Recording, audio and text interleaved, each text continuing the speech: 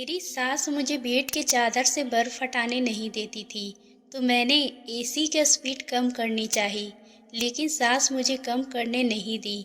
मेरी सास बहुत ही अच्छी थी, मुझे अपनी बेटी की तरह ही रखती थी, बल्कि बेटी से भी बढ़कर मुझे प्यार करती थी। शायद उनकी कोई बेटी नहीं थी, इसलिए मुझे बेटी की तरह ही मानती थी। लेकिन उनकी कुछ हरकतें अजीब सी थी। वह मुझे महारानी की तरह रखी थी। किसी भी काम में नुक्स भी नहीं निकाला करती थी। घर से कहीं बाहर भी अगर मैं चली जाती तो मेरी सास गुस्सा या किसी भी चीज़ के लिए पाबंदी नहीं लगाती थी। मेरे पति दुबई में ही काम करते थे। मेरे पति ने मुझे अपनी सास के पास ही छोड़कर चले गए थे, इसलिए मैं और मेरी सास एक किराए वाले घर में रहते थे। मेरी मकान मालकिन भी बहुत अच्छी थी, वह हमेशा साथ देती थी। मेरी सास मकान मालकिन के सामने आना नहीं चाहती थी। जब भी किराए लेने मेरे घर आती तो वह उनके सामने आने से चेहरे को ढक लेती। मुझे उनकी हरकत पर अजीब सा लगता। कई बार उनसे पूछा, लेकिन वह हमेशा मेरी बात को टाल देती और अपने कमरे में चली जाती और एसी को चलाकर अपने बिस्तर पर बर्फ डालकर लेट जाती। यह देखकर मैंने पूछा, वह ऐसा क्यों करती है? क्या उन्हें ठंडा नहीं लगता? तो वह मुझसे कहती, उन्हें बहुत गर्मी लगती है, इसलिए वह अपने साथ बर्फ रखकर सोती है। एक रात मैं और मेरी सास सो रहे थे कि अचानक मुझे कुछ आवाज़ सुनाई दी। एक पल के लिए तो मुझे लगा मेरा वहम है, लेकिन आवाज़ ऊंची होकर मेरे कानों में ज़्यादा आने लगी थी, तो मेरी नींद टूट गई। मुझे लगा हमारे घर में कोई घुस गया है। मैं तो अपने मकान मालकिन को फ़ोन कर दिया और मेरी बात सुनकर आधी रात को ही हमारे घर आ गई। मैंने जो अपनी सास के कमरे की लाइट ऑन की तो मेरी सास के चेहरे को देखकर मेरे तो होश उड़ गए, क्योंकि मेरी सास तो मेरा नाम रश्मि है और मैं दिल्ली में ही रहती हूँ। मेरी शादी मेरे घर वालों की मर्जी से हुई थी। मेरे ससुर की मृत्यु मेरे पति के जन्म के कुछ समय बाद ही हो गया था। घर में बस हम दो ही लोग थे। शादी के कुछ समय बाद ही मेरे पति के दुबई में नौकरी लग गई थी और वो मुझे अपनी माँ के पास छोड़कर दुबई चले गए। उनके जाने के बाद मुझे घर में मन नहीं लगने लगा, तो मेरी सास ने कहा मैं किसी स्कूल में जॉब कर लूँ। तो मैंने जॉब कर लिया और वह स्कूल मेरे घर से बहुत ही ज़्यादा दूरी पर था, इसलिए मैंने स्कूल के बगल में ही एक किराए वाले घर ले लिया। मेरी मकान मालकिन बहुत ही अच्छे स्वभाव की थी, इसलिए हमारे घर उनका आना जाना लगा रहता था। पर पता नहीं क्यों मकान मालकिन के आते ही मेरी सास अपने कमरे में चली जाती और उनके सामने आने से डरती।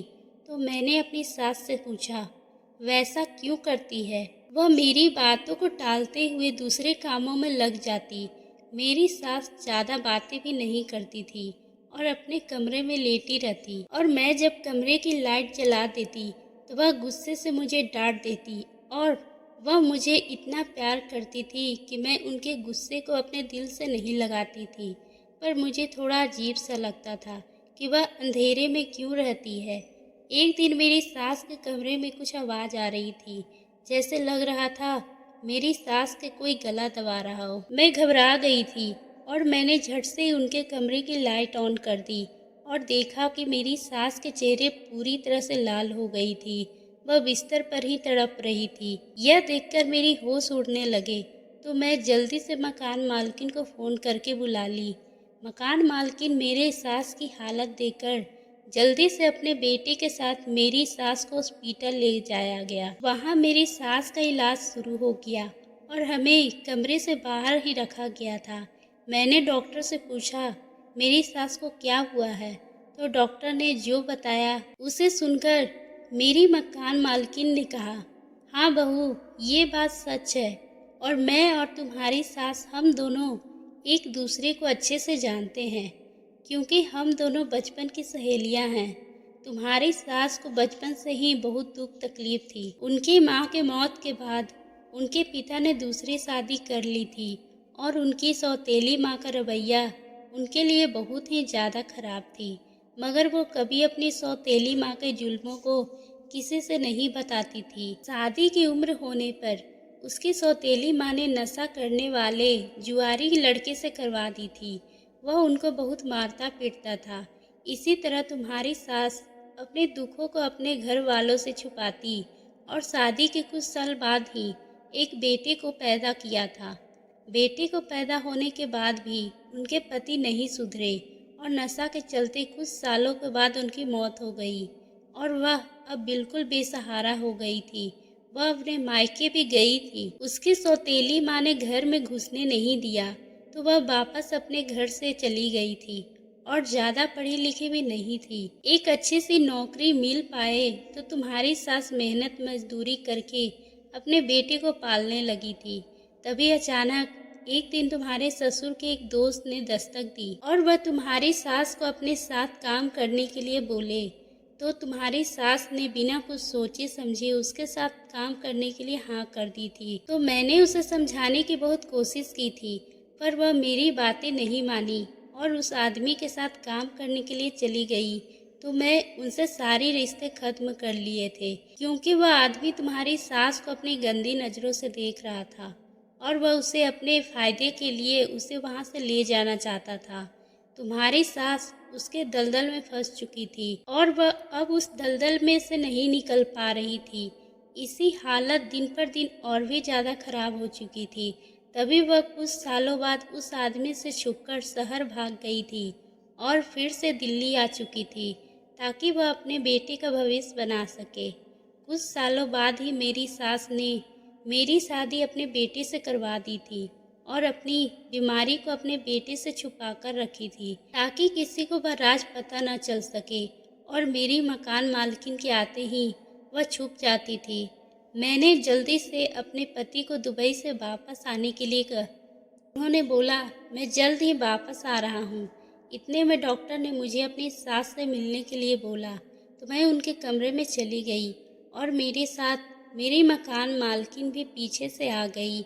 मैं उन दोनों को एक साथ उस कमरे में छोड़कर कुछ काम के लिए बाहर चली गई। तभी जब मैं वापस लौटी तो मेरी सास ने धीमी आवाज़ में मुझसे कहा, बहू मेरे बेटे को मेरे राज के बारे में कुछ मत बताना, उसकी माँ ने बुरे काम भी किए थे। ये बोलकर वो रोने लगी तो मैंने उनसे वादा किया कि मैं उनसे कुछ नहीं बोलूँगी। अगले दिन मेरे पति भी आ गए थे। डॉक्टर ने बताया कि उन्हें कैंसर हुआ है। यह सुनकर हमारे पैरों तले से ज़मीन निकल गई। हमने डॉक्टर से मिन्नतें की कि किसी तरह हमारी सास को बचा लो, लेकिन डॉक्टर ने कहा कि आप कुछ ही दिन जिंदा रह पाएंगे और हुआ भी यही। कुछ दिन बाद मेरी सास की मौत हो गई। उसके जाने के बाद मेरे पति ने दुबई की नौकरी छोड़ दी और हमेशा के लिए हम दोनों दिल्ली में ही शिफ्ट हो गए। उन्हें आज भी पता नहीं है कि उसकी माँ के साथ क्या हुआ था और बस ये जानते हैं कि उन्हें कैंसर की बीमारी से मौत हुई है। अगर आपको ये कहानी पसंद आई हो तो आप हमारे चैनल को सब्सक्राइब करना ना भूलें और बेल आइकन को भी प्रेस कर लें ताकि हम आपके लिए इसी तरह की और भी कहानी लाते रहें।